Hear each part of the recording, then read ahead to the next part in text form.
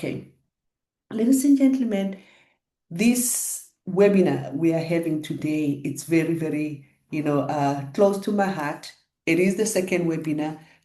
Some of you who might have joined the previous webinar, but this one, we are looking at the competencies and capacities in farmer-led research. That is a mouthful. We'll get to know a little bit more about what this is all about. I just want to take you through a very quick, program overview so that you know how we frame the 2 hours together.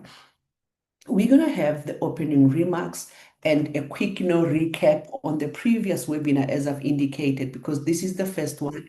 And that will be done by Mr. Ishmael Sunga, the CEO of, Sakao. And then after that, we're going to call upon Martin Agbonton, from Fori, manager in AgroCort. He's going to give us some kind of an icebreaker. In that icebreaker, we're gonna look at, capture, some audience perceptions and all that. Then we're going to go to Mr. Lucas Hadash. He's the program manager at AgroCort. He's going to make a presentation on the key findings of this 40 survey report. We're gonna allow you to have a bit of Q&A there. I think am I looking at the wrong one because I need to, there's Kancha there who has to say something. Okay, I will check if I have the correct agenda here. Okay, but then we're gonna have a panel discussion, and you're gonna also have an opportunity to engage with the panelists and ask some questions. On that note, let me ask Ishmael Sunga to just come on board, just to give the opening remarks. Martin, just let me know if I'm using the correct agenda. We This can is chat the on email. old version. I have Let's the on email. Give me on email. On email. Okay, cool. Okay, Ishmael. Right. Good morning once more. Good afternoon, good evening, wherever you are. My name is Ishmael Sunga, as already stated by the moderator, Shami. Thanks for introducing me. And welcome everyone to this important topic, building up from what the previous topic was about, which was about putting farmers in the lead and unpacking what farmer-led research was. Quite an exciting, I think, start we had to this webinar series, in my view, because we had a huge turnout. It was peaking above 60 and averaged around 58 throughout the meeting, which was a sizable number by my own assessment. And I'm hoping that we'll beat it today, but the way that I'm seeing the numbers building up, I'm not too sure about it anymore. But let's see how we end. Let's spread the word out there about this topic, ladies and gentlemen, because it's so important to us. And the more we talk about it, the more we grow in confidence about it, and the more we do something about it. I'm getting to know something about it personally every day, and I'm excited about it. And it speaks to my heart, and I'm sure it speaks to the hearts of most of you. We have a very varied audience. I won't go into it, but as we go along, we'll get to know each other better.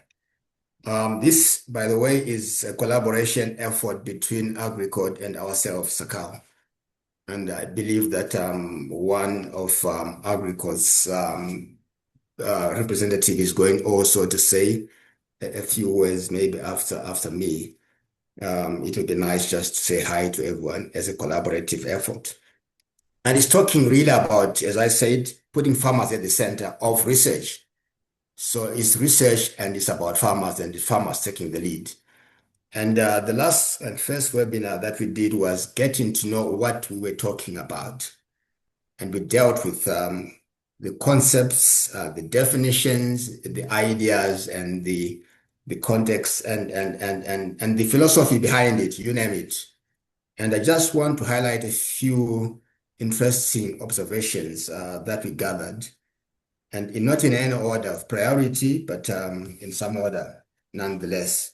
I think the first point really was that when we say farmer-led, we are not actually disregarding scientific knowledge. I think quite often people think that farmers don't use scientific knowledge. When we say farmer-led, therefore, it is not good enough because it does not talk to science. In fact, it is scientific in nature. So let's disregard this notion that farmer-led means not scientific. I think it was it's driven by scientific knowledge. It might be defined differently from how some people define scientific knowledge. It actually ensures that the farmer's voice is at the center, is directing, is agenda setting, is getting involved throughout the process. It does not mean that farmers are doing it themselves. It means they're doing it together with other stakeholders in the ecosystem, including conventional researchers, so to speak. And also that farmers have knowledge that they don't know. Oh, so it's a bit of a strange way of saying it. Okay, farmers are sometimes ignorant, in as much as researchers are ignorant, the conventional researchers that we talk about. So it's important that we harvest all the good things that we know about and bring it together and investigate all those things that we don't know about. And when I say we, I'm talking about the farmers and the conventional researchers, that we can actually come together and you have something that is much better than that which is done only by farmers and that which is done only by researchers. If we do it together and putting farmers on the lead because it's about them, we are likely going to get better outcomes. There are very exciting examples that were given by the speakers then, including remarks, or a presentation rather by a farmer. Was he from England or he was from the United States? Whatever he was from, but he helped us conceptualize and contextualize what we were talking about. And one of the outstanding things that I got out of that was that you need to be confident to be able to be effective in undertaking research. And you need to believe in that which you will be talking about and you will be leading on. And for that to happen, of course, you need the competencies and the skills and knowledge and information that drives your knowledge and that drives your engagement, that drives your confidence. Hence the topic of today to talk about what are those competencies and capabilities that will enable you to be confident, to be better at what you're doing, and to be able to engage with other stakeholders in a manner that unlocks value, and to be able really to communicate and disseminate the kind of outcomes that are coming out of the work that you are doing. It was also understood in the conversations that quite often research, conventional research outside the farmer-led research tends to be narrow and does not recognize the value of farmers getting a skin in the game, and that farmers normally are invitees and are not agenda setters, and that there is the often mistaken view that research by farmers is inferior to research done by others. There's also the issue of that researchers, when they do research on farmers, and I'm using this expression purposefully, when they do research on farmers, they don't quite often report back and say these are the outcomes of what we researched on, even if it was the original idea of research was conceived by the farmers themselves. And if they take over, they take it to the finality, but they don't report back in ways that farmers will then be able to understand better and correct whatever was not being done right and reducing the productivity or outcomes of their efforts. And finally, it was also seen as a partnership, I think an equal partnership, because quite often there are power plays. We know that most of researchers hold the funds for research, and when farmers are doing their own research, they self-finance. Again, this is talking to the value chain of research and also to issues of equity and fairness in the distribution of research funding, something which I think we need to tackle as we move along on this important topic. Just a few words I said about the last webinar, and I'm sure that we are going to harvest quite a few more in this second of the series. By the way, it's not the end. We still have a couple more, and who knows, we could have many more in the next year or so, because I think we are beginning to like it.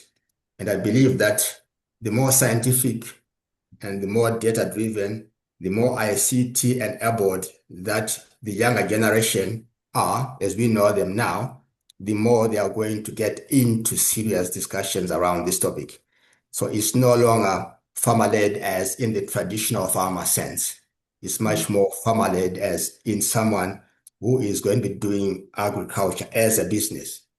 I'm not saying doing farmer-led as a business is research as a business is different from the principles of doing farmer-led research as a non-business. But there's a driver that is different when you're doing it for your own domestic needs and when you're doing it for the market.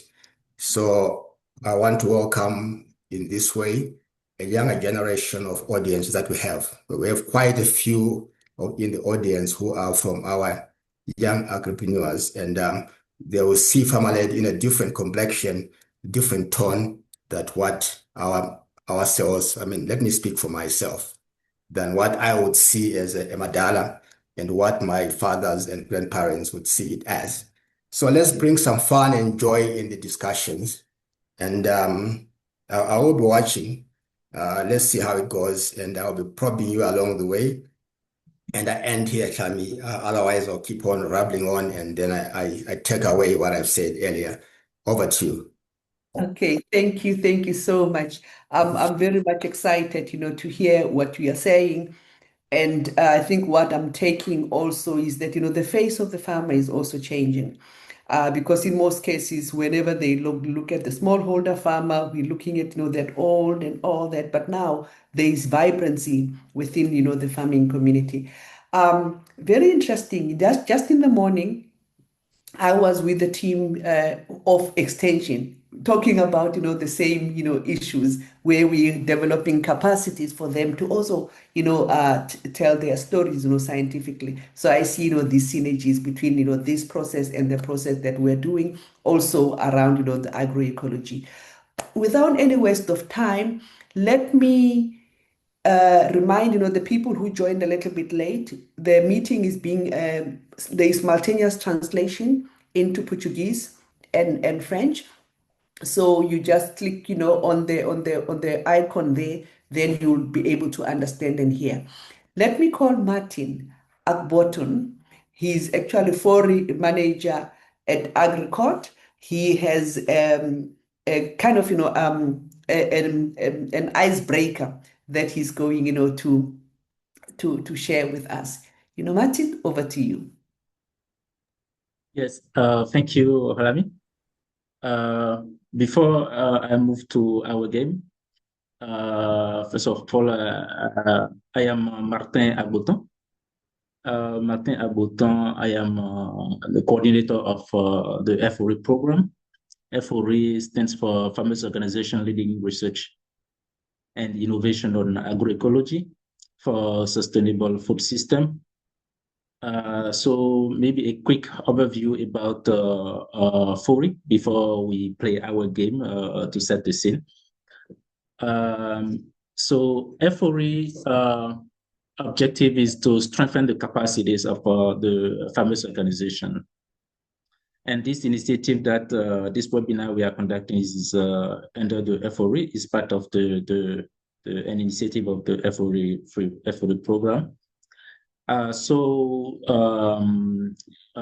This capacity strengthening is done in collaboration with different actors, the researchers, the farmers organization themselves, agri-agencies from Agricot, and we have 10 agri-agencies collaborating, supporting the research, the program, the farmers organization.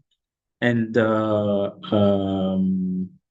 yeah, so we have this program include 5 components on lobbying and advocacy, on implementation of the action research, the trials in the field.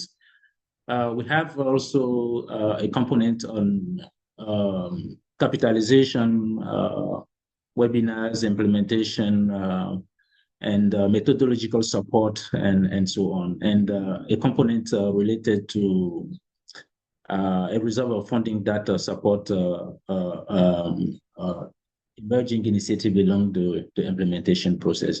So this initiative is funded by the EU and the OECPS, and is running from 2022 till 2026. So we are almost at the end of the initiatives, and now we are conducting a lot of initiatives for learning. And this webinar is part of the learning. So now let's go to our game. So Mr. Sunga, when he was talking, he has just mentioned 2 aspects, 2 points that are very important for farmers' organization. He mentioned confidence and belief. These are very soft key skills that are very important for farmers' organization to conduct farmers to conduct the research. And I wanted to ask you if you know other competencies, other soft skills, and also technical skills, including implementation of trials, data collection, methodological capacities necessary for farmers' organization really to implement the action research on agroecology. So this is the question, and I wanted to share this screen with you, and the point is just to use your smartphone to scan the QR code so that you can respond to the question with one word, either on technical or soft skills, or both that you think about. So where is this? Was just trying to see where is my screen. So it seems I don't see it. Let me see, where is it? Okay. Okay. Yes, it's here. Okay. So you have the QR code.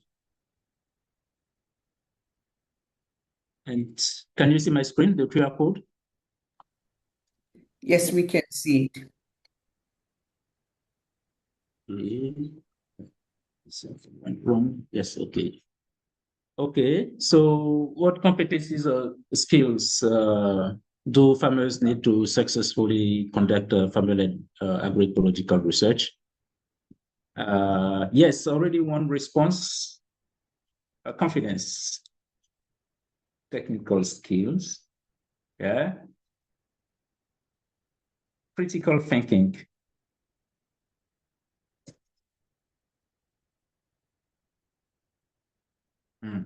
knowledge, cultural awareness, conceptual observation.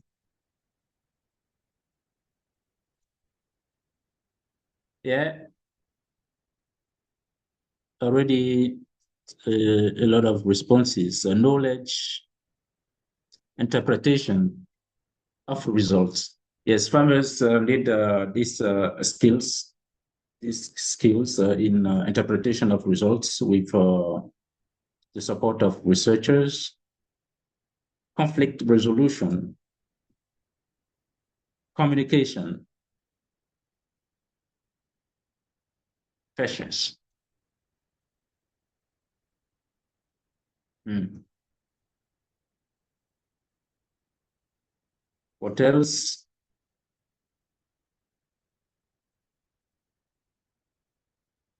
We can see the responses are diverse, and this question triggers a lot of thinking, a lot of responses, and we can see the responses are either soft skills for which is very important when collaborating, implementing these participatory research with diverse actors,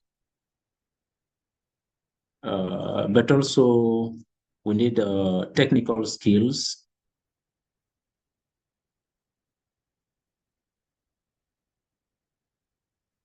Okay, other responses?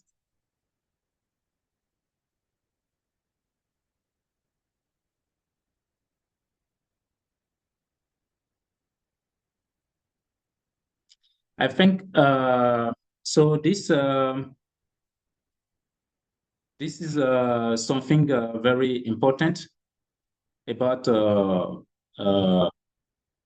highlighting the skills that really farmers they need to confidently implement farmer-led agroecological research. And the next presentation will bring us more details, more information about these competencies and skills that we are talking about.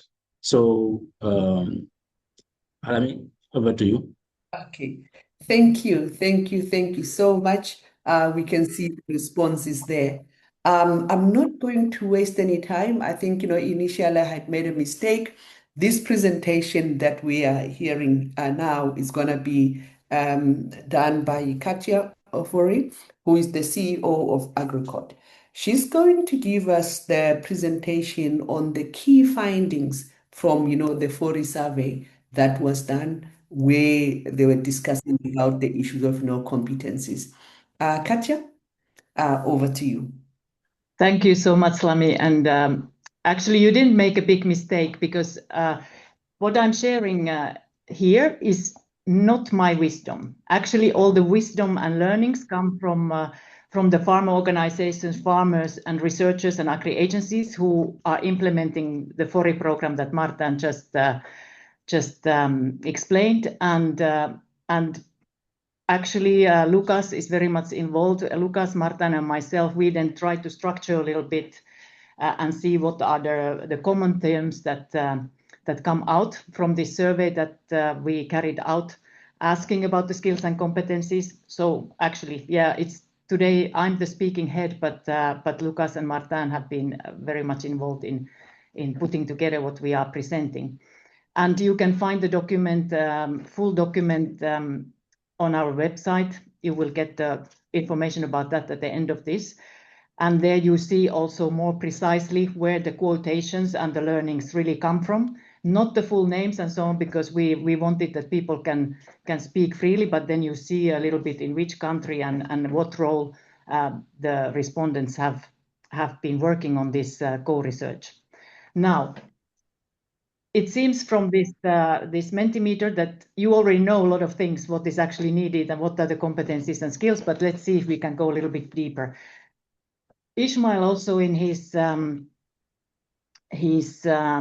introduction spoke about different types of knowledge and how farmer-led doesn't mean that we are ignoring scientific, let's say conventional scientific knowledge, which is true. And also I would like to emphasize that I think if we want to do all the transformations and transitions that are needed in the way that we produce and and transform and process and eat our food, different types of research is needed. Also, the conventional, just laboratory, purely, let's say, scientific, expert-driven research is certainly needed. But I think if we want to really do these transformations, we need to have a bigger share of this, what we call farmer-led. And actually, Ismail was very modest, as he normally is, and he didn't bring forward the potential role of farmer organizations in this type of action research, which we from Fori can see that can be really considerable. But what is interesting in this kind of paradigm shift where you try to find a way to merge different types of knowledge is actually the learning is not so much the challenge, it's the unlearning. And here's a long quote, but we wanted to keep it because it beautifully explains what is the challenge. One of the challenges that researchers and farmers and farm organizations who participate in this action research sometimes find is to unlearn and overturn the conventional concept of doing research. And so there also comes the lack of confidence sometimes from the farmers, especially in places like Africa, where many of the smallholder farmers don't necessarily have a lot of formal education, that they feel that, okay, what do they have to do in these kind of things? They are used to people coming to their farms to tell them what to do. And then on the other hand, the academic training often gives the impression that the scientists are the experts and they have to know what to do. So reversing this type of mindsets, at least that's what people said in the Fori project, said this is a constant challenge and it is a continuous learning process to try and unlearn maybe some of the traditional roles that people are used to when doing research. So what is good farmer-led action research based on the responses that we had?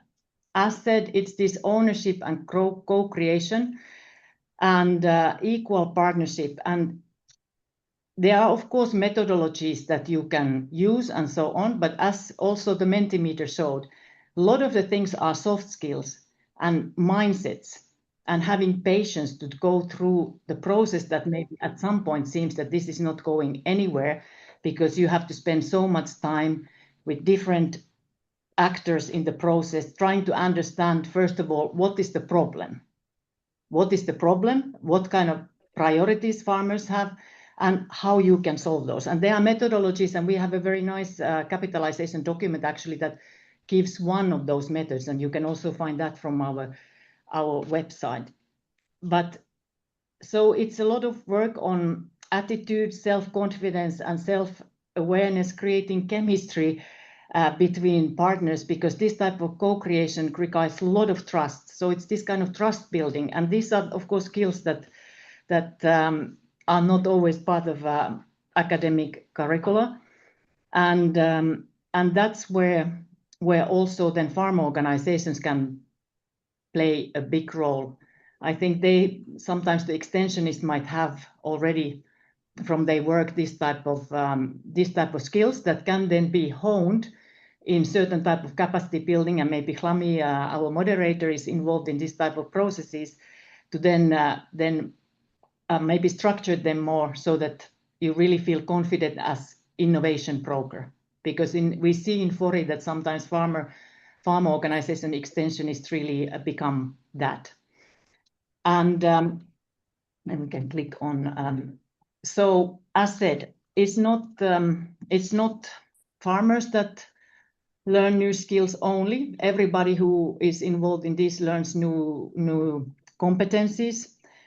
And we heard from the researchers that one of the skills that they really appreciate is that they gained a deeper understanding of this different type of knowledge, the knowledge of the practitioner, the knowledge of the farmer, and the knowledge of the extensionist, that they started to understand how these type of practitioners spatially assess their farms, sometimes even by touching the soil or this type of methods, that they have a deep understanding of the land, of the weather, of the different elements.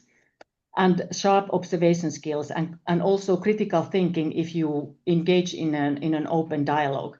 And so one of the skills for the researchers to learn and competence to develop is how do you translate this type of knowledge that is not written, not documented. How do you translate this into a format that you can merge it with the scientific knowledge and also combine it with the use of new technologies? And in this case, for example, the researcher then found a way to help the farmers and farm workers to use GPS mapping, photo voicing, this type of methods to capture the knowledge and observations that they had from the experimentations and from their fields, with the idea that this can then corroborate the analysis and evaluation, and that it also becomes in the format that is shareable within the scientific community to allow further knowledge building. Then, as you were already in the Mentimeter pointing out, actually a lot of respondents say that the skills are soft skills mainly. The technical skills are maybe easier to learn, and now we have a lot of places to learn technical skills. You don't even have to go to a formal university. You can learn a lot from the internet, from YouTube videos, from all kinds of places if you have some guidance. But it's this kind of patience, availability, cultural awareness, and interpersonal skills. Really, the communication, as was mentioned also in the Mentimeter. And this maybe points out to the fact that even if you would be working on more, let's say, production side of things, experimentations and so on, it's probably a good idea to have researchers from different backgrounds if you want to do pharma-led research, depending, of course, on the academic traditions. But at least where I come from, often in this sort of more natural science-based academic training, you don't necessarily develop a lot of this type of communication skills and other soft skills that are very useful if you engage in this type of action research. And this is where the pharma organizations and agri-agencies also can play a role, or other type of, let's say, facilitators that can translate between different type of languages, ways of describing things, and also help to manage expectations on both sides, and filling different kinds of gaps that might form during the research process when it comes to monitoring or documenting certain things, and also maybe manage the conflicts, because that is one of the things that also emerges, that in this type of research it's very important to embrace conflict. Conflict is a sign that people trust each other enough to honestly say what they think, and that often initially can be conflictual because farmers' interests are different than from the researcher interest. And if you add to the mix other private sector actors or government officials, etc., it's clear that there's going to be a lot of conflict resolution and conflict facilitation that needs to happen. And it's important to develop competencies on that, and not to be afraid of conflict. And then, of course, there's a lot of technical skills that people need to develop, farm organization side and farmer side, when it comes to research protocols, structured monitoring, and so on. But as said, these vary then very much depending on what is the exact research topic, and in some ways are maybe quicker to develop than some of these soft skills that in many ways you can only learn by doing, and you just have to be aware that these are the skills that you need to develop. And flexibility, that's also something that if you go into this kind of farmer-led or farm organization-led action research, there are more actors. Everybody has equal power to steer things. So this means that you have to develop a flexible mindset, adaptable, so that you can adjust approaches and you can constantly train on the spot. That can be farmer organization extensionists who then develop these kind of skills to really look what is needed in specific location, what farmers need as specific technical skills, or somebody else who is doing the monitoring, and how to document it, and so on. So this kind of flexible, accepting that it's not going to go to the plan. And then what is interesting, this is not necessarily only competence, it's more really like institutional learning.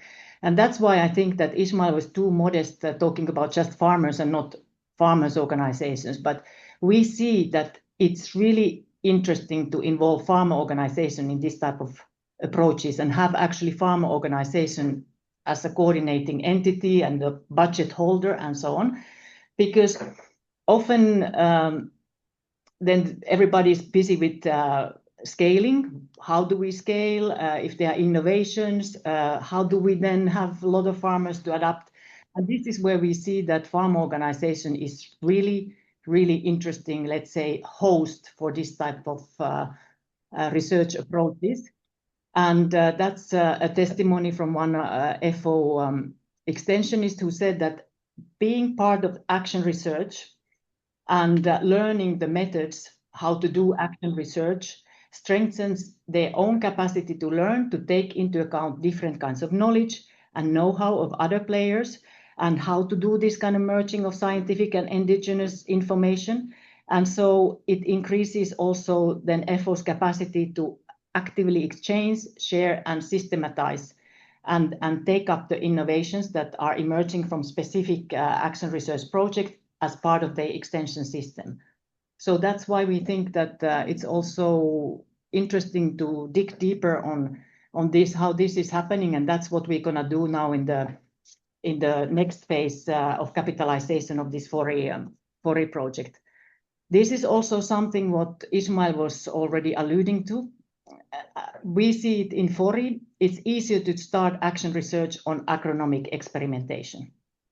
But where the problems often are they are more value chain wide problems. And so there's really a need to understand how do you do this kind of farmer-led approaches in socioeconomic dimensions, in value chain context, and in policy context as well. And then you probably need to include even more actors into the mix. You need government officials, you need the private value chain actors on a wider scale, and that then adds to the complexity. But I think that it's really important. And then you need also to have a lot of people who have good understanding of qualitative research methods in addition to agricultural knowledge, and then develop maybe still different kind of skill sets. But this is what is emerging from FORI program at this stage, and what we like to share. And then just to capture, so it's capacity building of different actors that is continuous in the process. And this type of processes require long time frames, and you have to have time to adapt and academic cycles. And it's continuous trust building between research institutions and farm organizations. And we need more people like our moderator, Dr. Klami, and our panelists who can then do this kind of bridging and finding fairer ways to distribute the tasks and benefits of research and knowledge creation between the different actors. So this is where I end. I invite you to go onto our website to check out the capitalization documents that are there at this stage. And I'm keen to hear what you think of all this. Okay. Thank you so much. This is really exciting for me in particular because it's very close to my heart, like I said. Ladies and gentlemen, Martin has shared the link to the website where you can get these documents. As she was talking, I went on the link and it's beautiful. It's beautiful material that is there, and I want to encourage everyone to do that. Maybe before I give you an opportunity to ask questions for clarity, or even to make comments on what you have said, I want to acknowledge the different countries that I've seen. I'm looking at the people who are sharing something on the chat. I've picked Namibia, I've seen Uganda, Mauritius, Tanzania, Mozambique, Madagascar, Seychelles, Malawi, Zimbabwe. If I missed your country, it means that you didn't put it on the chat. So put it on the chat so that I can actually recognize you. We are not a very, very big, large group. So I will take, questions for clarity. I will be looking, if you have an opportunity to raise your hand, you can. But if you can't, just unmute yourself. I will know I'm looking. Yeah. If you have any question for clarity, but also if you have a comment where you say, wow, I didn't know that. This is something that is new, and this is something that, I find interesting. So it's not only, so you're not going off the hook. So if you don't have a question, I'm sure you have, an insight. So let's have a conversation. We can do this for the next 5 minutes before I call my panelist. If you do not say something, I will volunteer. So just be on standby. Everybody might have an opportunity to say something. Okay. Any comments, any questions that you want? If not, I will just go random. I don't know. Ishmael, I'll come to you. Ishmael, you will be the last one. Let me just get, some participants. Let me see. I like, Daniel Chibwe from Malawi. You just unmute yourself. We know you're not a robot. What is your take home message? What did you get from this presentation?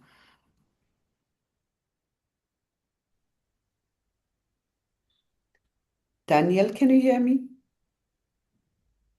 Mhm. Thank you very much for the opportunity. I can say that I was much interested to learn that research that are being done in collaboration with farmers, where the researcher has been working with the farmers, has helped not only the farmers but also the extension workers, who is the researcher mostly and small knowledge. So in so Okay. doing, it can help have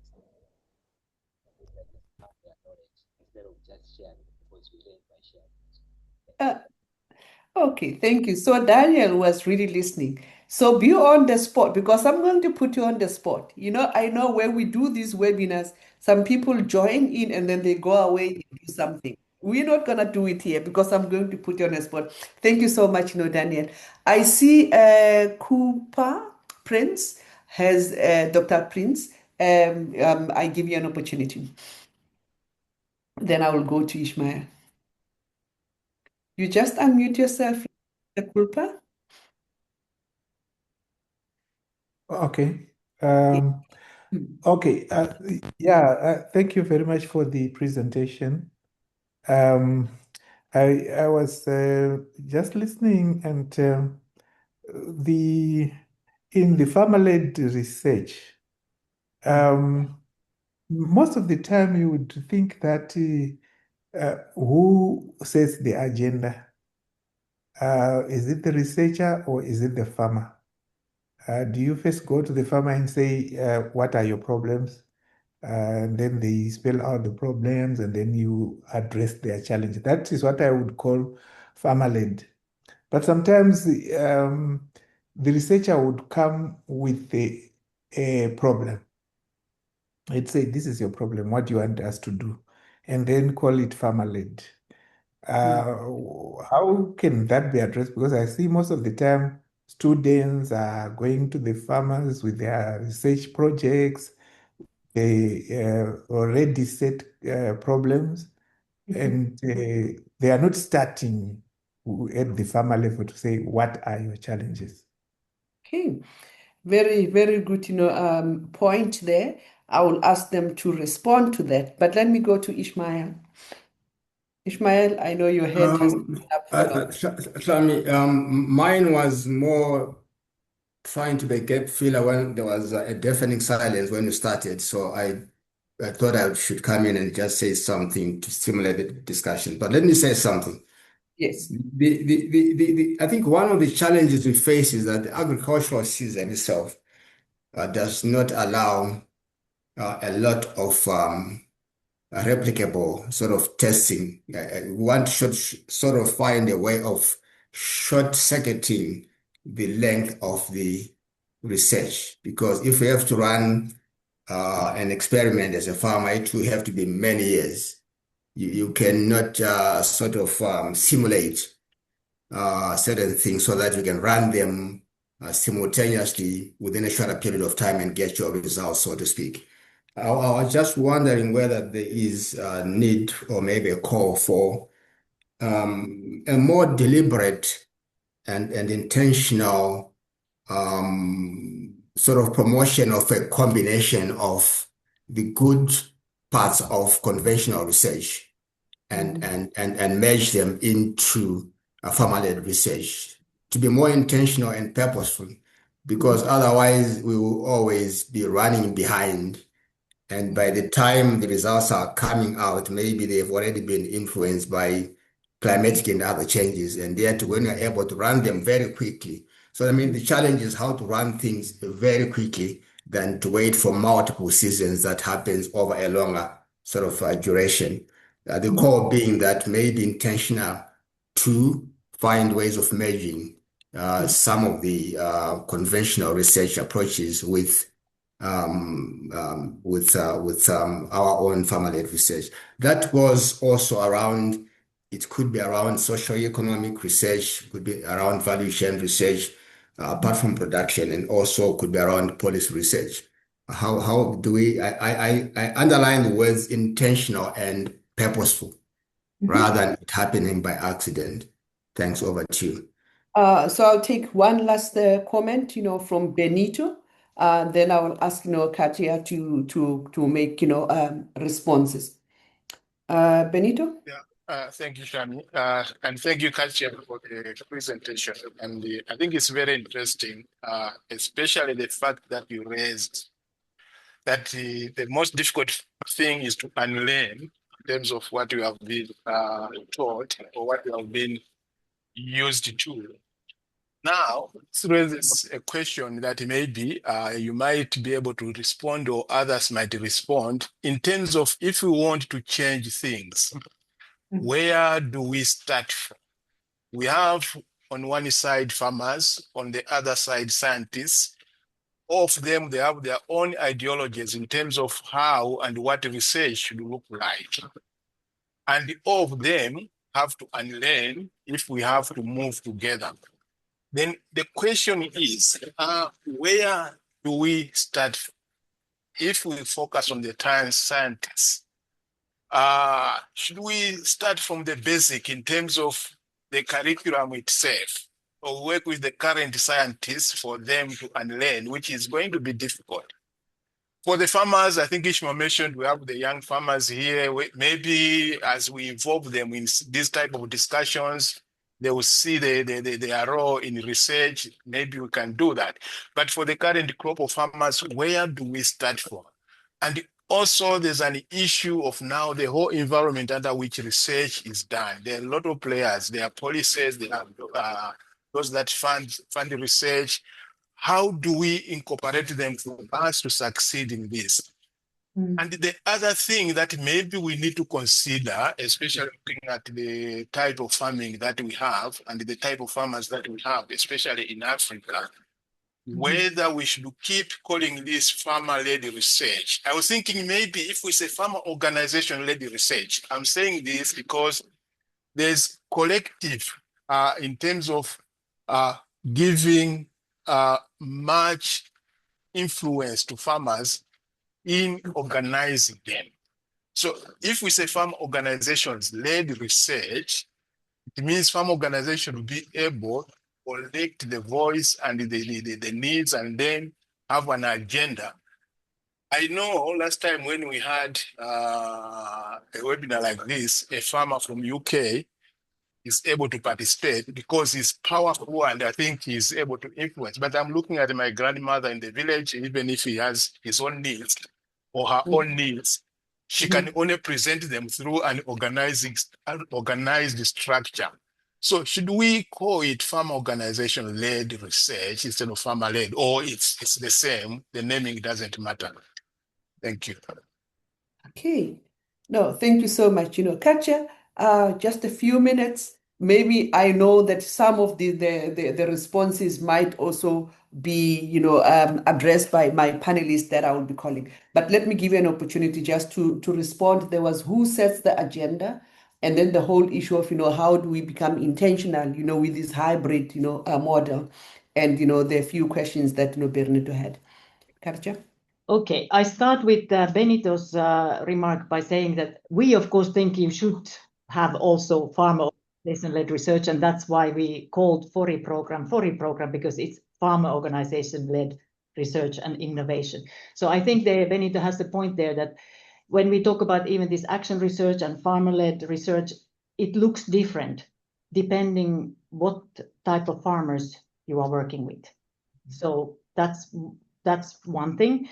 And then about agenda setting, I think this is one of the key issues really in the farmer-led, or whatever you want to call it, farmer organization-led action research. It's the agenda setting that is really important. And this goes also to Ismail's point that you do need conventional things, a conventional research and so on, but you also, if you want innovations that are really useful and fit to the priorities of farmers, you do need this kind of action research where farmers are strongly part of the agenda setting and also the question formulation. Then it really, when you go deeper in the research, and that is precisely why there is so much a need for patience and these kind of soft skills and everybody learning to listen to each other, because it's not only sometimes farmer doesn't know what exactly is their problem, but the researcher can help them to formulate it, to understand where the issues that they face really come from. But it has to be a dialogue, open dialogue, and that takes time and patience and this kind of active listening skills and confidence building then on the farmer side, that they openly dare to share what they live on their daily lives, because sometimes it's also not so easy to really honestly tell what are your problems and actually also what you've been doing, because farmers also are told so many things that sometimes they feel that when the researcher come, they have to give a specific answer what they've been doing in their fields, even though in reality they do something else. And of course that already is a challenge in itself. So and one thing for this still I want to mention, because it's actually SACAO's member, there are also farm organizations in Madagascar, for example. There's one that has their own research center where they are running these long-term experimentations, for example, in agroforestry systems. So this is also one solution that can be maybe looked into. I stop. And talking about that, I was just in Rome last week. I'm involved with the FAO Farmer Field Schools. So in the farmer field schools, it's more like, they are also doing, this kind of research and their trials and all that. Okay, so ladies and gentlemen, we have three panelists that I would like to engage. They come from, academic institutions, and they will, we have academic institutions, we have research institutions, then they will give us, their hands-on experiences on doing, this kind of research. From, the Ishmael was talking about the conventional research, but here we are looking at, this hybrid where we're working with researchers and farmers in a co-creation manner. Let me introduce Mr. Damien Suluma. He's from Mviwa Rusha from Tanzania. Then we also have Dr. Patrice Ndimanya from the University of Burundi. And we also have Dr. Sarah Larson. She's from a research and small grain program director and Ecological Farmers Association of Toronto in Canada. So we have really a wide range of people whom we're going to talk to right now. I want you to show your faces. Damien, Patrice, and Sarah. Show your faces and maybe just say hello to the participant. Really like very brief, just to say hello. So I'm sure that I'm not talking to a robot. So I'll start with Damien. Just your Yes, opening remarks. Yes. Hello, thank you. bonjour, bonjour, Oh, c'est Patrice Limania de l'Université du Burundi. Bonjour à tous. bonjour, Good bonjour, morning. bonjour, This is Patrice. Patrice from Okay. Burundi. Good morning. Yeah. Do you want to turn on your video so that we can see you? Um, just even if you can do it, briefly. If your internet is struggling, you can switch it off again. I just want the participants to see that I'm talking to people. I'll start with Damien. If you just open your video quickly. Thank you. Thank you very much. There you go. I think you are seeing me. Yes, thank you so And much. thank you. Thank you very much. I am Damian James Solomo from farm organization in Tanzania, Arusha. Okay. Yes, I'm here to at least share the competencies that are within the Yes, farmer research lab. absolutely. Patrice, Oui, can we see you? j'essaie Yeah. d'activer la vidéo. I am trying to turn on my Okay. video. I need to get my headphones there so I can get a bit of translation. There we go. Okay. Sarah, just a quick, hello. Hello, I'm Sarah Larson from Canada Je with suis the Sarah Ecological Farmers Lanson du Association of Canada. Ontario, and I'm delighted to be here. Thank you, Martin, for the Je suis invitation. contente It's d'être wonderful ici. to meet new colleagues who think so deeply about the same things I think about in Canada. Okay, thank you. So I have a few questions that I will engage. Let me start with Patrice. Patrice, I'm going to ask you about, the different skills. As you're engaging in this action research or the farmer-led research, what are some of the new skills? This could be technical or soft skills that you personally learned from your farmer-led, research initiative. Very brief, because we know that people were saying, people can learn this and all that, but what did you learn in personally? Bon, en fait, pour dire en fait l'agroécologie, So in terms of je suis plongé agroecology, l'agroécologie donc en tant que beaucoup plus paradigme, pas, so I pas think it's about comme the une accumulation de paradigm pratiques. and not Donc, as an simplement, accumulation of our de practices. par ma formation et mon expérience, So j'apprends based on my chaque jour, experience, chaque on my descente knowledge, I'm learning vers every day. les fermiers, j'apprends chaque jour. I Donc, go to the farmers so to learn every je suis day. préparé intellectuellement à prendre And d'eux. I am prepared Même intellectually, quand nous proposons des even if innovations que when nous allons we documenter à propose gauche, à those droite, innovation that we do je get m'attends from à ce left qu'eux, or ils right. puissent I'm les expecting valoriser, from les them exploiter à leur manière to et organize même them apporter des and to connaissances exploit inattendues. them and to bring us J'ai some beaucoup de unintended cas concrets. knowledge. So I have many concrete cases. Par exemple, quand And for example, nous leur avons proposé when we propose to them de produire un extrait liquide to en purée végétale pour produce traiter les ravageurs, a liquid so that we les can pesticides, find a non pesticide that we seulement can use ils l'ont utilisé against pour traiter les some ravageurs, mais aussi ils l'ont insects. utilisé So we pour didn't only traiter use that for les those insectes insects, but donc, we qui sont à use l'origine de that l'incendie au dessus de liquid l'habitation, to c'est-à-dire combat contre those les liquid brûlures. that were Donc, affecting houses. ça c'est un exemple. So Autre this exemple, c'est is que just an example.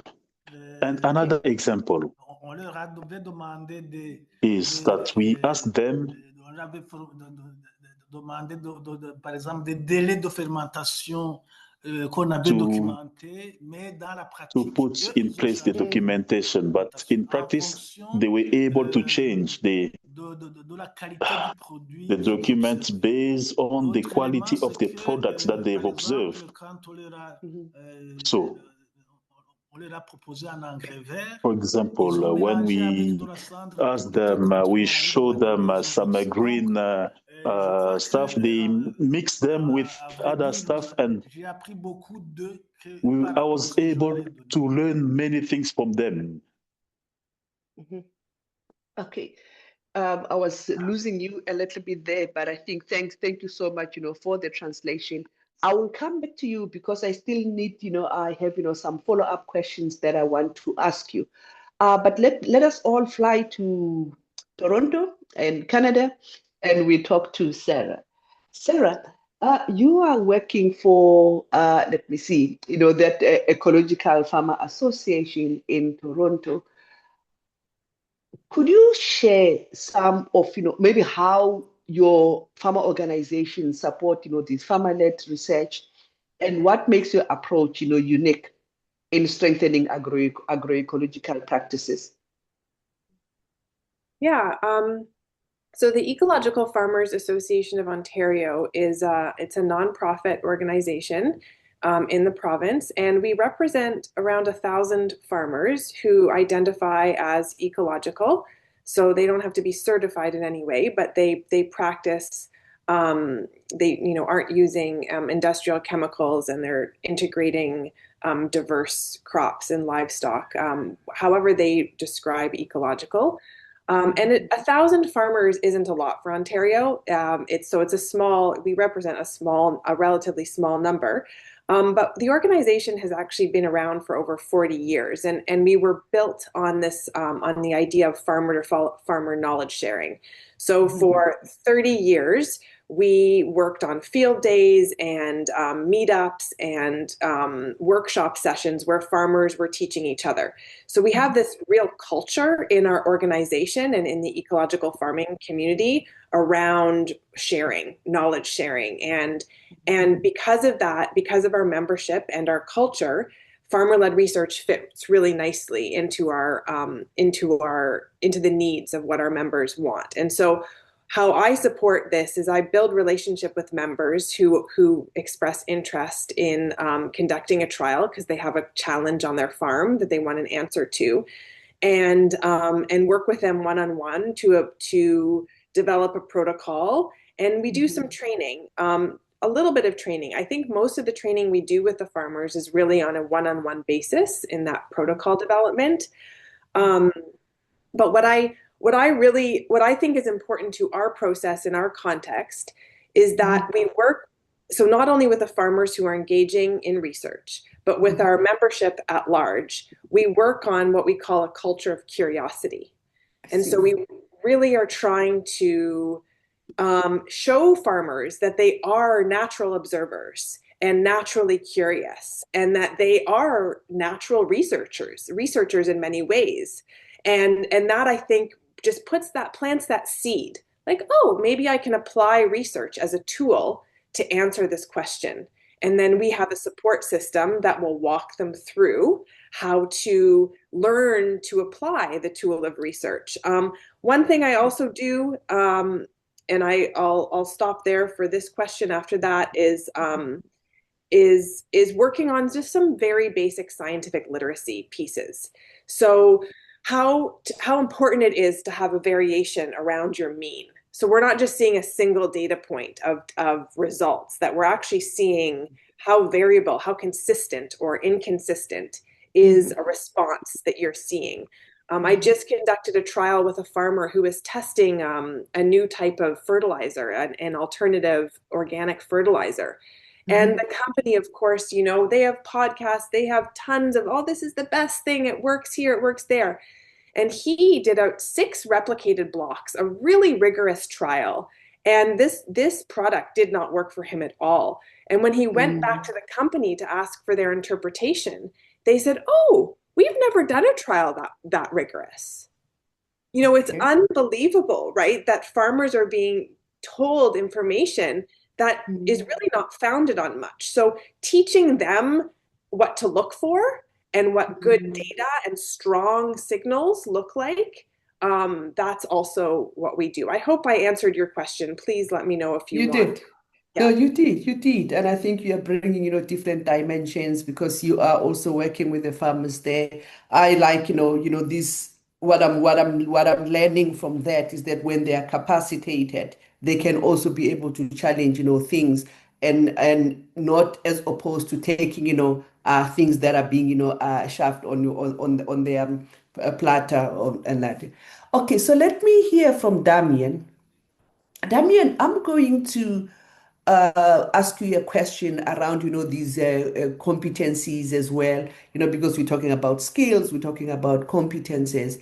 So from, the 4 experience that you have been part of, what key competencies, and it could be, technical or soft, that, farmers need to effectively engage in research and experimentation?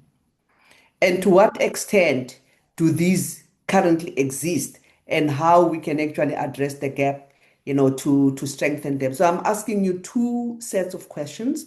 So is there skills and the competencies that, farmers need to engage in this kind of research and experimentation?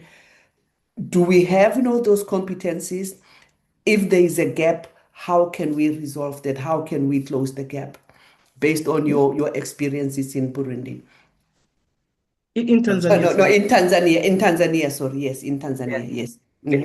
Thank you very much. I will give you a bit of a background, then I'll answer that because we want also to a bit understand the context. With FORI and as farm organization, we are organized in a way that we reach more farmers with farmer-led researchers.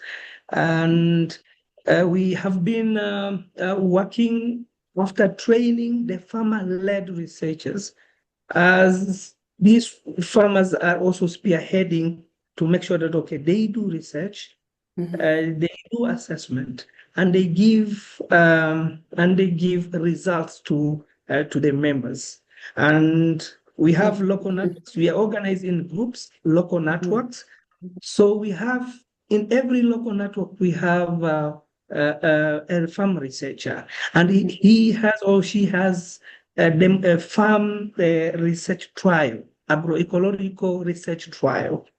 So, and then the agroecological research trial, it gives the treatment that shows which agroecological trials are compared to the conventional farming. So he divided the farm into eight plots, and 4 of them they are agroecological, and 4 of them they are not agroecological. And also in agroecological, we have also to test some other practices that they also have to give results. In this case, after doing farming, and they have field schools, and normally call others. For example, in a year, one research trial should actually reach 70 members. So you can imagine we have over 60 research farmer-led researchers who are doing this every year, and they are demonstrating what is good. And what we saw is farmers are taking some things serious when they are doing practically, and not just doing it by normal, but then when they are learning and saying, okay, if I put fertilizer and I put crop cover and I use, fertilizer means, the cow ducks, The cow, yeah. and then if I use a mulching, it is completely different with just if I do in a conventional farming without using any agroecological principles and agroecological practices, mainly agroecological practices. So in this case, you are coming up, seeing farmers are showing these experiences, but sometimes we are supporting with researchers from Tanzania Research Institute for the technical things. I see. But they are not doing, but they are supported. Okay, you are doing this way, that way. To get results, you need to do this treatment and that way. So what we observed during the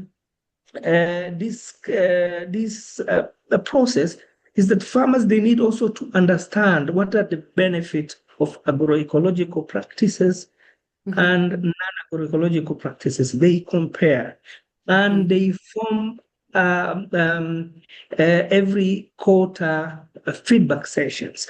And that feedback session is doing and learning to the practices that farmers are already used to. And another thing, as farm organization, also we organize innovation platforms, and these innovation platforms are giving a broader sharing of experiences during these ones. All farmers who are the research, they meet together, discuss, okay, I did this way and I did that way, and the results are this one. And this is giving me an evidence that, okay, agroecological practices is working. In this case, we are seeing farmers are trying also to unlearn some of the practices that are not working. I see. And another very important thing in our setup, we have farmer-led researchers, but then there are also members of farmer and agroecological research platforms. In this platform, there are also professionals, there are farmers, where they really have to discuss and to get more knowledge. And the structured innovation platform, agroecological innovation platform, give them more wider platform for discussing, for sharing. So there are some also challenges we are facing. One is our government extension officers. I can say 90% of them, they know nothing about agroecology. They promote a lot of conventional farming than agroecological farming.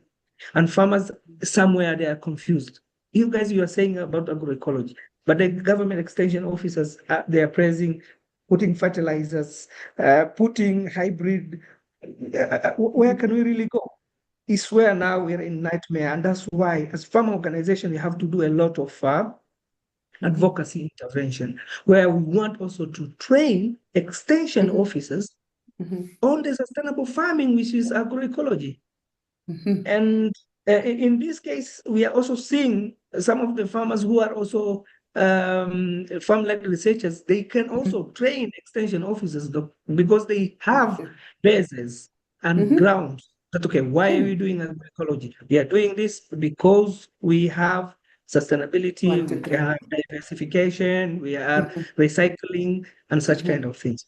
But another thing very important. Okay, hold on there. I can feel the passion.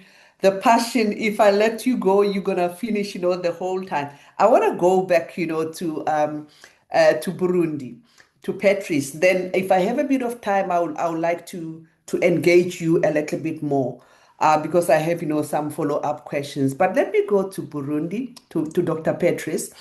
Dr. Patrice, so now the researchers in Fori were set to move from being experts to partners, right?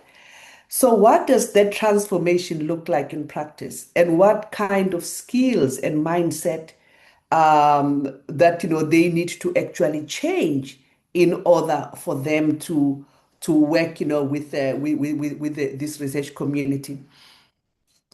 So now we are talking about the researchers who are not seeing themselves as experts, but as partners. What is it that need to change, in that? Dr. Patrice?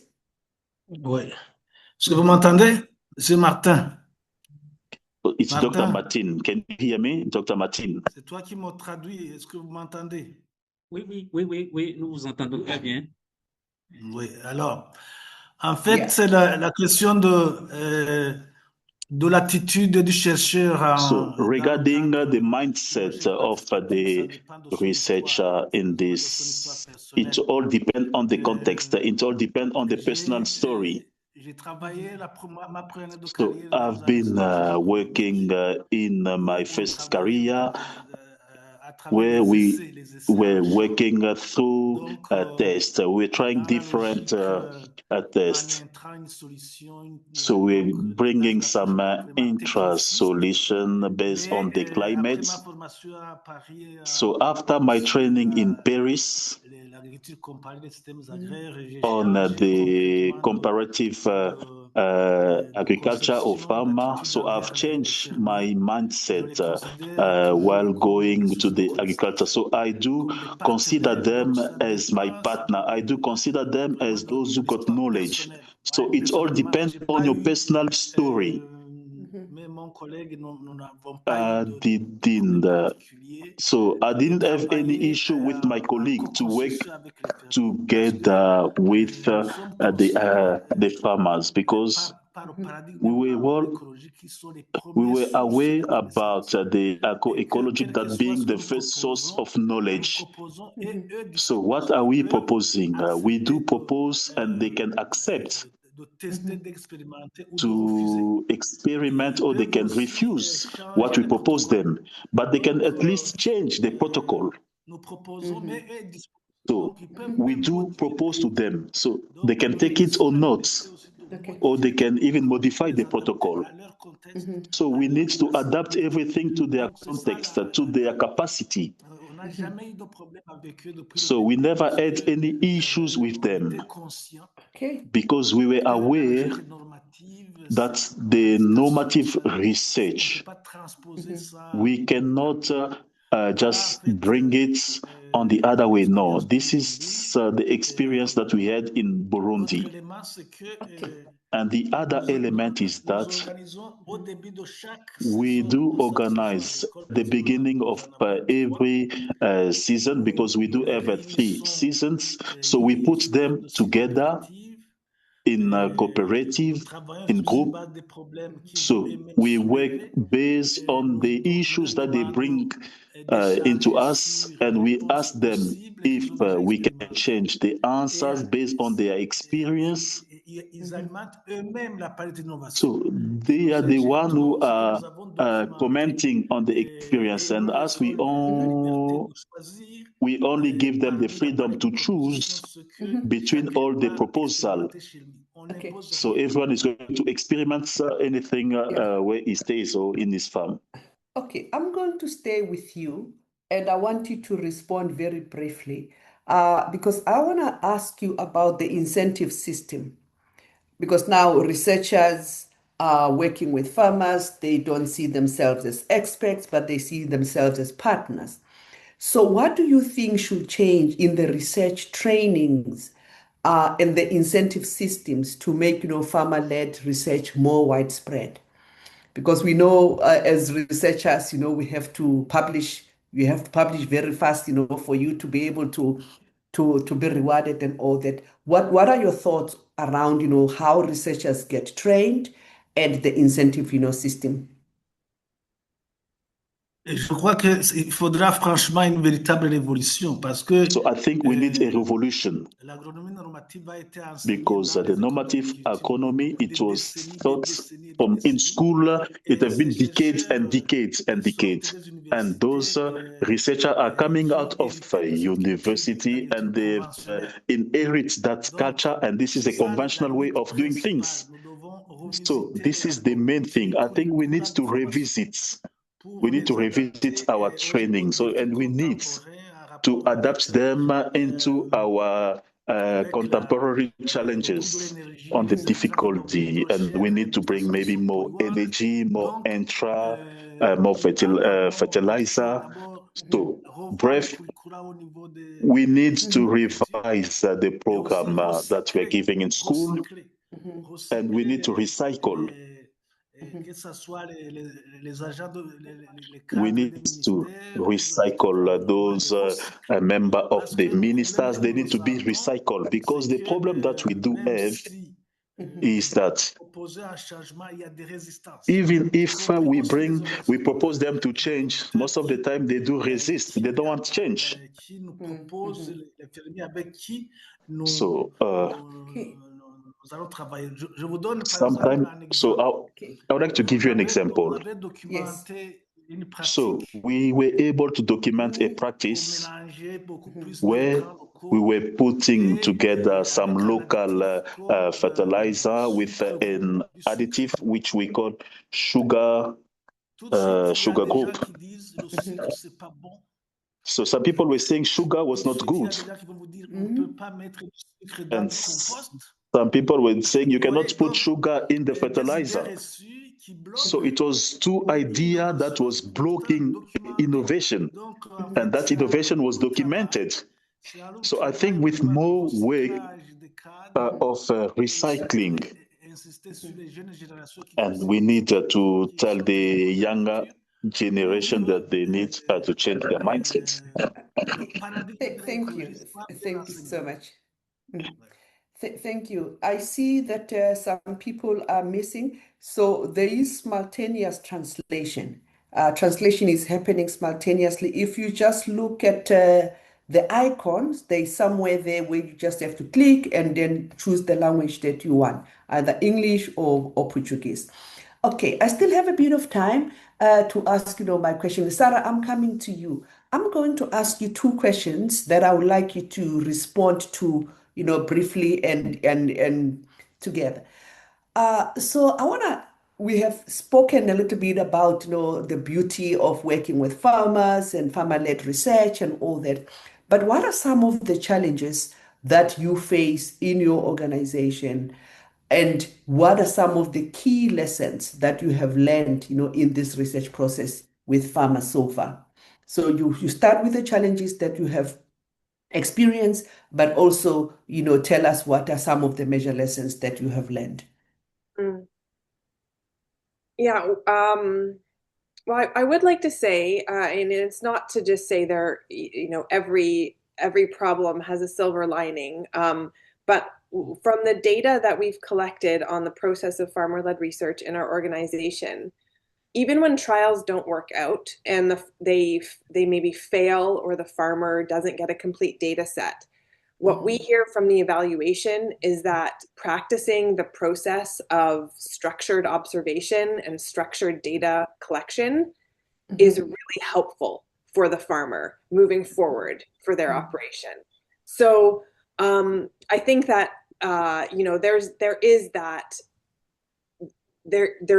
there's always that learning that the farmer takes with them. But one of the challenges is simply capacity. A farmer may be really excited about joining the program to be part of the community, to engage in our organization in this way, or because they have a really important question they want answered. And they just simply don't understand that taking on research is kind of like taking on another farm enterprise. It takes a lot of their time. And so how we've addressed this is by having different entry levels to farmer-led research. So when we first started our program, it was very much like you had to do a randomized, replicated trial, a very serious, rigorous, intensive trial. And we now have different entry points. And one of my favorite entry points for farmers is a multi-farm variety trial. So, we're trying to really find regionally adapted varieties and genetics, especially with the climate changing. And so someone might say, okay, what's the best eggplant to grow here? And farmers can join this trial and they're working together as a group. They're collecting data together, and it's not as complicated as other trials can be, and they have the backup of each other. So we've developed sort of easier points of entry to learn the skills that are required to build the capacity on a farm so that they might be able to answer a more complicated question for their farm. I see. Beautiful. Damien, let me come to you. The question that I have for you, I just want to go back to your response earlier on, when you were sharing about you have the farmer who is the researcher, and then they feed back into the system where you're working with maybe 70 farmers and all that. What do the farmer researchers say about their relationship with the other farmers? I mean, in terms of, because now they are probably seen as, that knowledgeable person that they go to. How does that, do to their morale as farmers? Do you have an idea?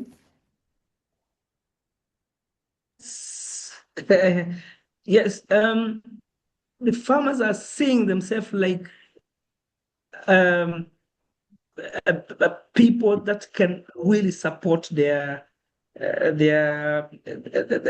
community, and they are proud of what they are doing, and they sometimes even go to the village general assembly and request a bit of time to talk about agroecology. But then, we also made sure that agroecology is also touching a bit of social, where that they also talk about the gender issue.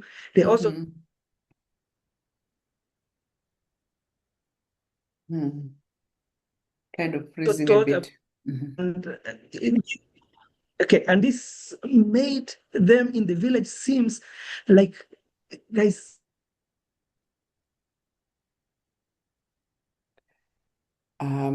You might have to. In this case, you can already see farmers are proud of what they learned and are proud of what they do. And they are also feeling that they are resourceful. And this is very peculiar. When you see another thing that they also developed confidence because they can actually say with evidence, and they are also coached in a way with a farm organization and the researchers that you cannot just talk without giving evidence, and that keeps them being seen that okay, these people are talking the truth. That is also giving them the confidence, and I feel that this is making them so very different, and their farms speaks more than even what they speak. I hear. The talking farms. Okay. Yeah. Beautiful, the talking farms. Ladies and gentlemen, I'm talking here to Damien Sluma from Tanzania. I was talking to Dr. Sarah Larsen all the way from Canada, and I'm talking to Dr. Patrice Ndimanye from, Burundi. I'm going to open the lines. I'm going to open, time for different people to ask questions. I have seen the hand already from Fitien Abera. Fitien Abera, maybe just tell us where you are joining us from and indicate who you have the question directed to. Fitien? Yeah, good morning. Good morning. I am Fatia Nabara. I'm an Ethiopian plum breeder, and I am attending from South Carolina State University. I'm a director of Center of Plum Breeding, Genetics and Genomics. But previously, I had pioneered farmer-led innovation with Dr. Ann Waters-Beyer. And I would like to give some... Yes, I would like to, give some feedbacks on especially on the agenda setting and so on. Okay. Just a general experience. And I mean, the farmer-led, it's very, very important question that we have to really take a note and conscious planning for it, because it is being also misused very much. Every involvement farmers cannot be defined as a farmer-led. The agenda needs to be set by the farmers. However, sometimes they may not be aware, or the level of confidence may be lower, as it was mentioned by the presenter, but we have mechanisms to raise this interest. So the attitude of researchers depends on the level of understanding about farmers-led innovation. Myself as a breeder in my field, not so much experts give this attention, So they don't give it attention. I never used to give it attention, but when you are working in a very big G-by interaction variable environment, the system invite you to deal with farmers.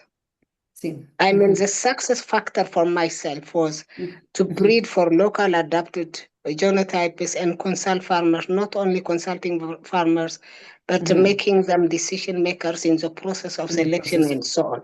But it was simplified with the previous presenter. Plant breeding cannot be simplified as it, There are also steps of plant breeding. Farmers may not able to join if it is an early segregating level. But at the middle level from F5, I agree with the presenter. But it's not as simple as. So I want to bring this attention. Absolutely. So for us, Africa, especially Africa, Asia, we are very, very diverse community with a lot of opportunity. Farmers have a time-tested knowledge. And, I remember a farmer whom I used his developed variety, presenting himself as a winner. He said, I beat you, Fetian. The only thing we have is you can give good names to your variety so that they don't work. This kind of criticism were used to come also. So I'm very much indebted to this approach. I enjoyed your discussions. I'm learning. Yes. I don't remember the name. The first presenter, she was saying scaling up and scaling deep. Yeah. The word scaling deep is quite new for me. It's quite. I'm looking forward to collaborate and to learn from all of you. Thank you. Thank you so much. And I think it's very interesting because you also bring, the response to what Ishmael spoke about, this hybrid.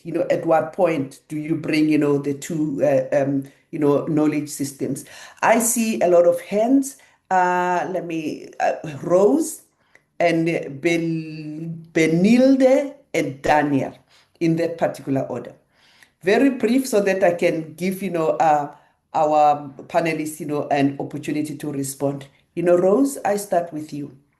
Thank you so much. Mine is just a comment, not a question. Okay. So I would like to comment on what Damian has presented. I like how they are involving the farmers in agroecologic farming systems. A farmer is fully involved in these systems. A farmer clearly understands what he's doing. Because when a farmer is practicing agroecological farming systems, there are delayed results. For a farmer to achieve bumper yields is not like it's not a short term like conventional agriculture. So if a farmer is involved, he or she knows that yes, I'm doing this. It will be a long term, but it will be environmental sustainability, which will lead to economic sustainability. So involving them, it's good because they understand what they're doing. It's this agroecological farming system is a long term, but they will achieve environmental sustainability because they are able now to relate that this erratic rainfall that we are facing, all this climate change that we are facing, it's because of this conventional agriculture. So if we are involved in this agroecological farming system, it's a long term, yes, but we'll be able to achieve environmental sustainability. Yeah, thank you. Okay, thank you so much for that comment, Benilde, and then I go to Daniel. Olá, boa tarde a todos. Eu, na Good verdade, afternoon to all. I don't have comment. Really, is a question that is linked to Damian. When Damian was talking about the research, Hold about on. the research, Daniel, hold on.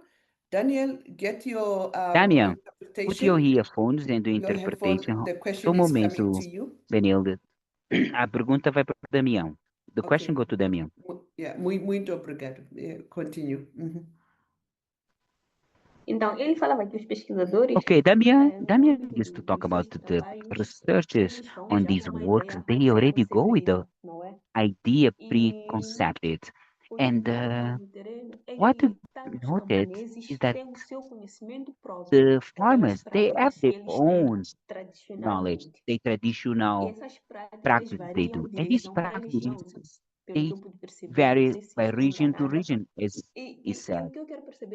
What I want to understand how they articulated the knowledge, traditional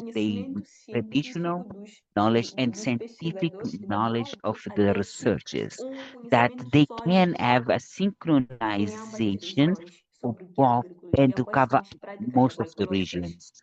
What is the practice, agroecologic practice that can be adequate in general? That's the question to Damien. Okay, Daniel, I hope you heard the question.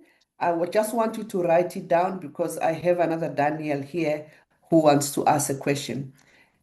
Daniel Chimbwa something something. Yes. Daniel Chimbwe, yeah. What is your question or comment? The question goes to Sarah, especially You have to speak up a little bit. You are a little bit faint. Sarah, this one is coming to you. especially with youth adoption, the youth that are practicing agroecology in Canada. I want to have a comparison with what is happening in Africa. And then the rate. Yeah, the rate of adoption, especially youth farmers, because it takes time, as Rose highlighted.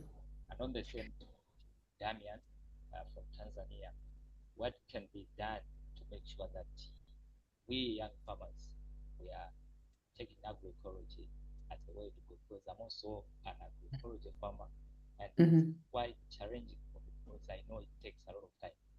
And aside that, I'm an extension worker by training, and you will notice that an extension worker employed by the government or an NGO is preaching agroecology, but on his or her farm is not practicing what to be done.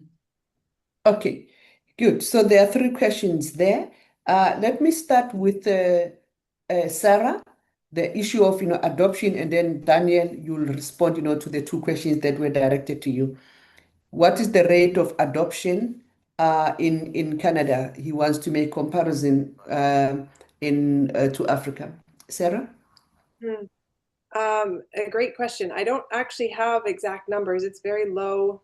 It's very low. The large majority of farmers in Canada are practicing conventional, large industrial agriculture.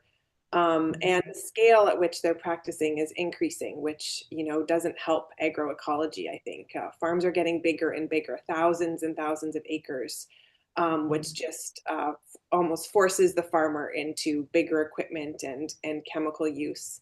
But I do, I think there are some pieces, especially with the changing climate and with tariffs that we're experiencing here in North America, that really it opens farmers' minds to some practices that they might not call agroecology, but are agroecology, like extending your rotation. So you're not just growing corn and soybeans, but you're growing other small grains with cover crops. That just starts to make sense economically for farmers. And that's where they come to our organization to say, okay, I want to learn about this practice. And they're not calling it ecological, they're calling it, economical. I see. So I think That's getting those interests. Okay. Yeah, but but farmer-led research helps the adoption because it helps farmers answer their own questions instead of just going along with what the agro-business salesman is telling them. Interesting. Daniel, there were two questions, one around the traditional knowledge and the other one around, youth farms. Do you want to tackle that? Yes. I will start. Yes. There are very different traditional knowledge from one area to another. If you go from one community, for example, in Maasai community, we have farmers who are also farming while also keeping livestock. They have traditional knowledge that you cannot really merge, that they are also agroecological.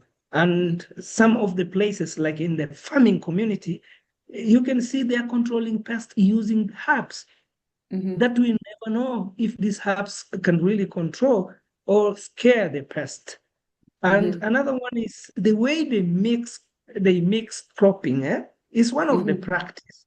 But then it is not like the normal we know in the farms that we are trained in normal schools.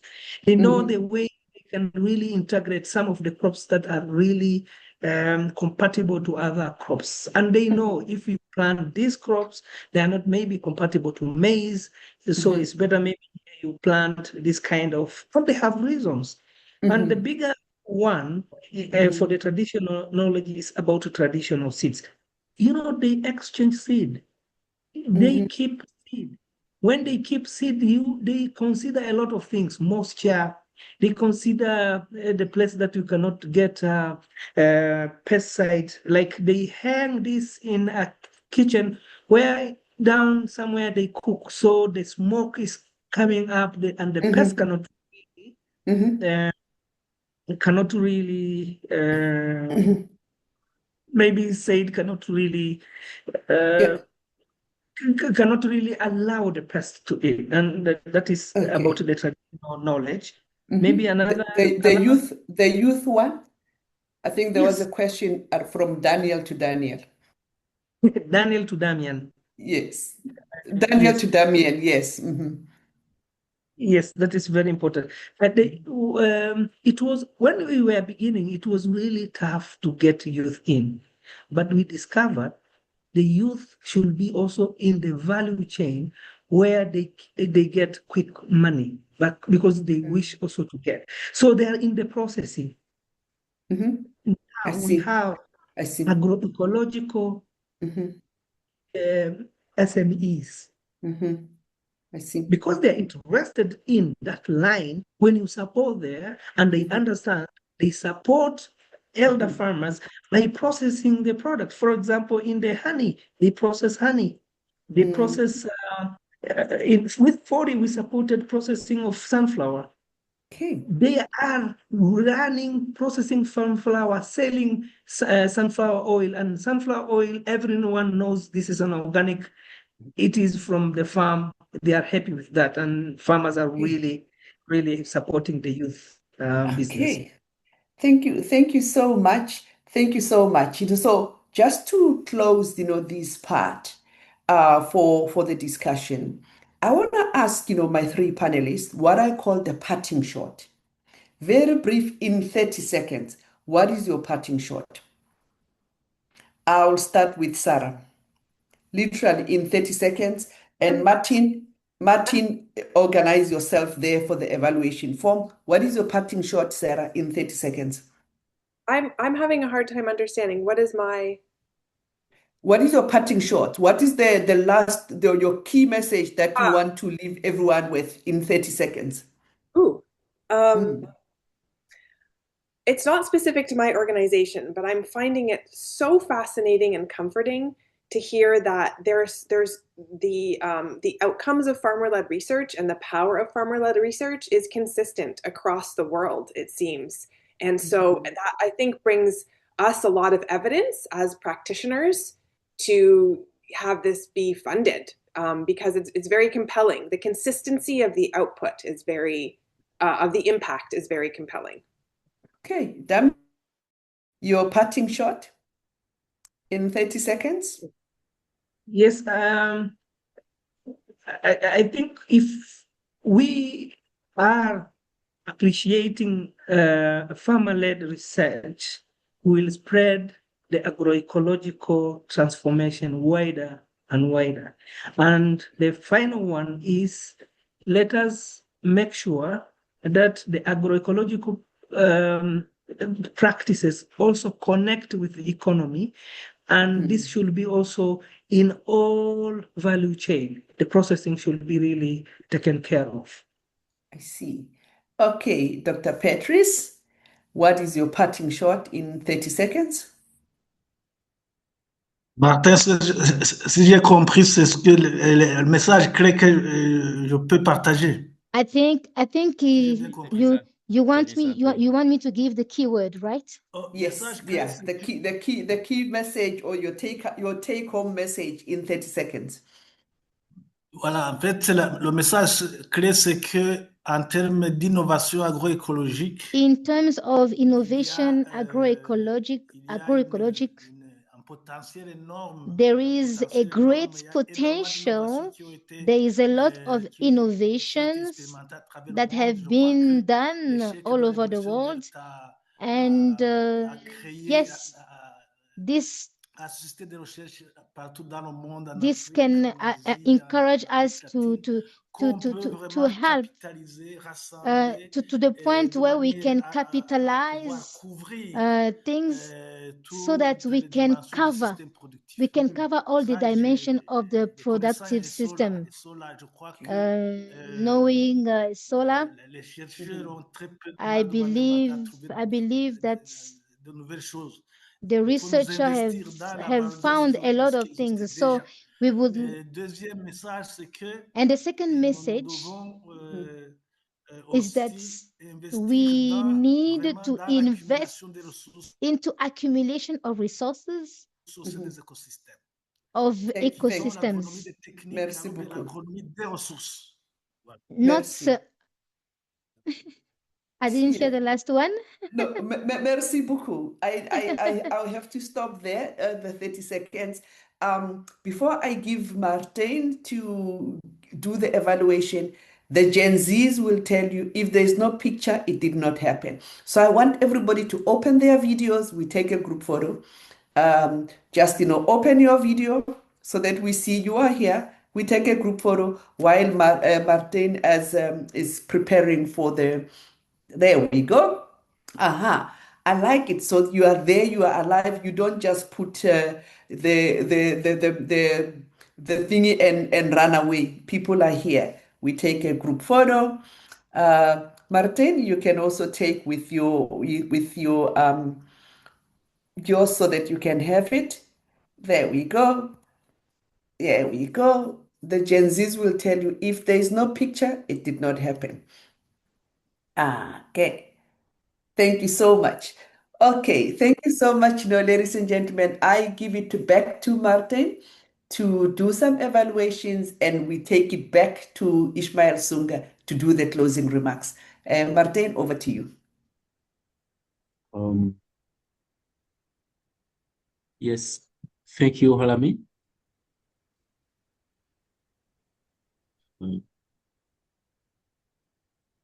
Yes, I think this is not going to take long. Just I have just shared the link in the chat, and please just follow this link and provide your feedback. It's not going to take long, just 3 to 5 minutes to complete. It's just for us to have some appreciation, some feedback from you about how this webinar went, and also about what topic you think we could prepare for the upcoming webinar. So thank you for that. That's all, Rami. Okay, so you don't want to see the. Okay, so let's see if people are able to get that. Okay, there we go. Okay, and it is there in all the languages. Yes, in different languages, yeah. In different languages. Thank you so much. On that note, let me give. We still have a little bit of time. Let me see, Ishmael. Before I give you an opportunity to do the closing remarks, can I go back to Katia? Just also for you to say something. What have you heard? What are your key messages that you're getting from this before Ishmael? Yeah, thank you so much, everybody. This has been really, really fascinating discussion and presentations. And also, I would like to thank you, Flami. You've done excellent moderation. And there's so much that it's difficult to even say anything at this point because my head is spinning. But I really have to say it touched my heart when I heard Professor Patrice to say that he's learning every day from farmers. Because I've had the chance to meet Professor Patrice in Burundi. So I could see that he is a wealth of knowledge. He's a really renowned scientist.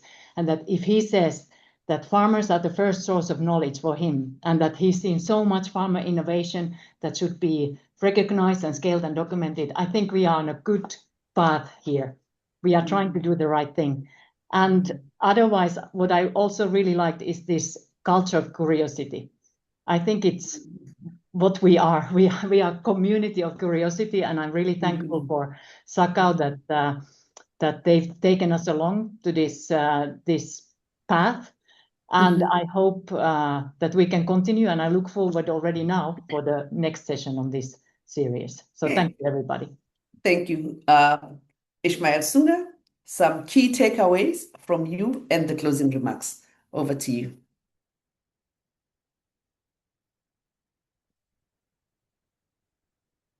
Ishmael, you are on mute. Dr. Thami, just a second. Ishmael's just logging back in. So sorry, got kicked out of the system. He's jumping back in right away. I see him. I see him. Ishmael, I see you. It is for you to. I've had to run to the next office to borrow a laptop.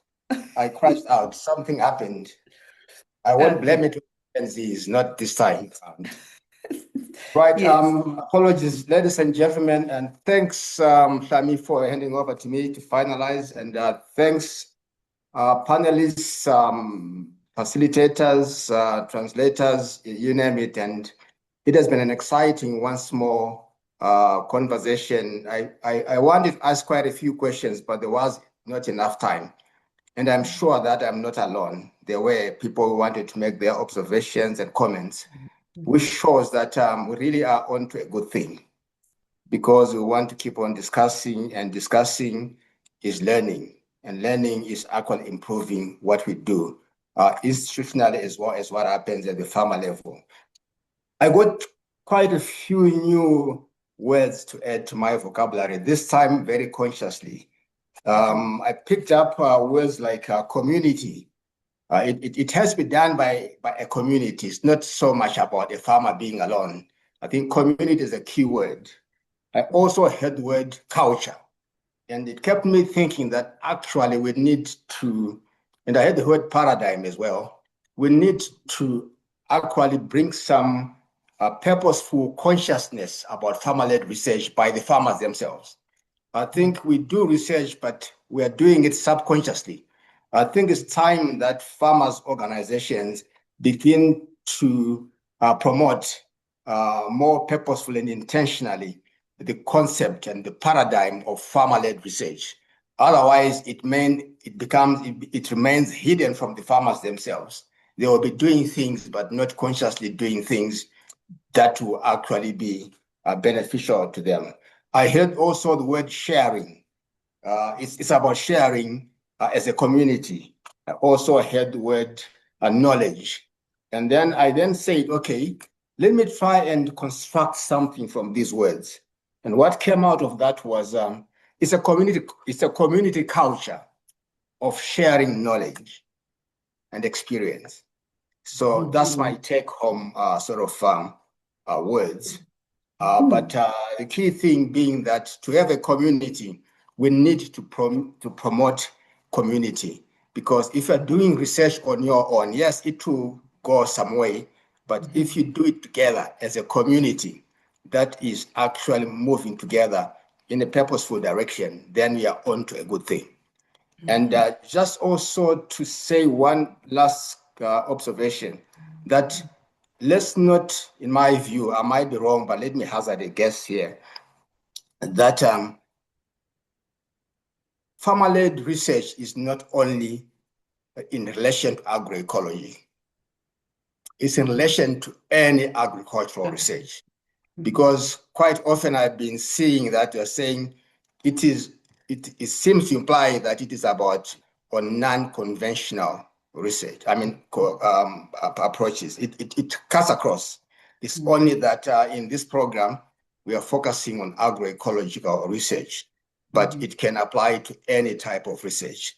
With those words, I would like to thank you once more, and also to promise that we shall be posting another series that is going to come in the next few weeks, perhaps 2 before the end of this year. But let's keep it going. I think the community is growing, and it's excitedly growing. And thanks so much. And bye to you, everyone. Thanks, Thami, for the facilitation. And again, all the way from Canada and Tanzania, as well as the DRC. Is it DRC or Burundi? Burundi. Thank you so much. And Burundi. the Gen Zs, keep it up. We feel very warm around you. Thanks. Over to you. They keep us on our toes. Thank you so much to the team. We saved 3 minutes of your time. So yes, thank you so much. And thanks a lot to everyone. I think this was very interesting. Thank you so much and God bless. Thank you. Bye. Thank you. Bye-bye. Thank you. Mhm.